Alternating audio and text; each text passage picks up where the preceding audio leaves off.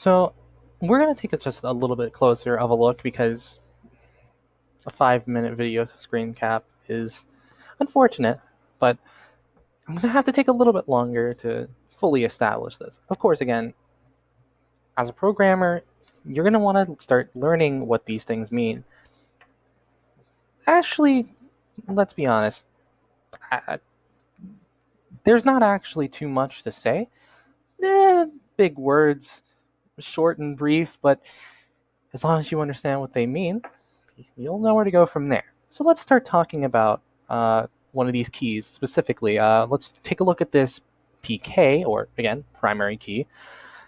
You'll have for an occupation a company ID, and that ID will be a number, a unique number that is attributed to each specific company. So you want to designate that as an integer here, and following that, you have not null. And not null, all that means essentially is that that is a essential key. Like, you cannot leave that out. That is information that you're going to need to know. Think of it as like if you were to take a survey, you might have something that has an asterisk on it and says, oh, you really need to answer this. But then you'll have questions that don't have it, and you just don't have the input for that. It's kind of just saying that that's not essential, but you can put it there. And it's nice to have as a key, obviously. And more information tends to help. So you can have different sorts of key types. Again, the input information will be different for each sort of tuple. For one, like say right here, you're going to want to ask, okay, is this specific occupation working remotely? And that's just a yes or no question. So, it's just true or false. And that's all you have to leave it at. But it's still something that's so important to a job in this sort of environment that you just have to make sure that key is there and you know that. Moving on from that, you kind of want to also understand smaller other things. Again, this is a foreign key relationship here with the geographic location. You have your zip code. That's just a general location. That won't be specifically... It's one that's always identifying one specific region, which is also just a number.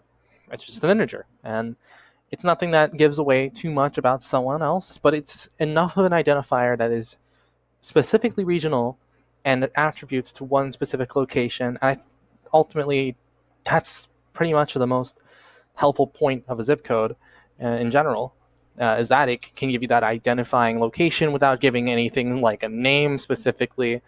But, going from there, you can take a look at, the country.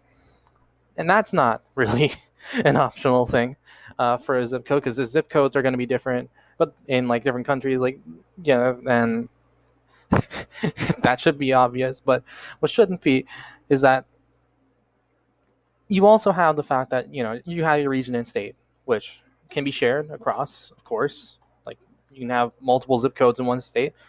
That's clear. So as long as you have the zip code, region or state isn't super necessary, but it's nice to have if you want to start grouping information by state. Because when we take a look at COVID as a whole, we don't start looking at, oh, what's this person's zip code? Oh, we're going to map out zip codes. You're going to just want to take a look at a state in general, see what that looks like, or maybe even just a city. So it's something that can be there, but it doesn't have to be.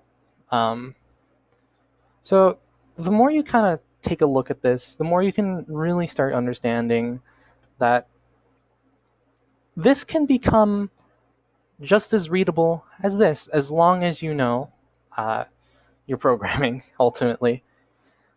And that's what you want to end up mastering at the end of the day.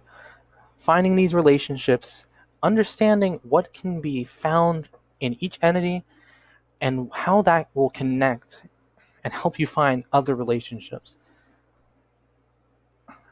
So once you are able to do that, I think you're well good enough to move on and just say, I can make a diagram. But the layers will go on from here. So we'll see you next time.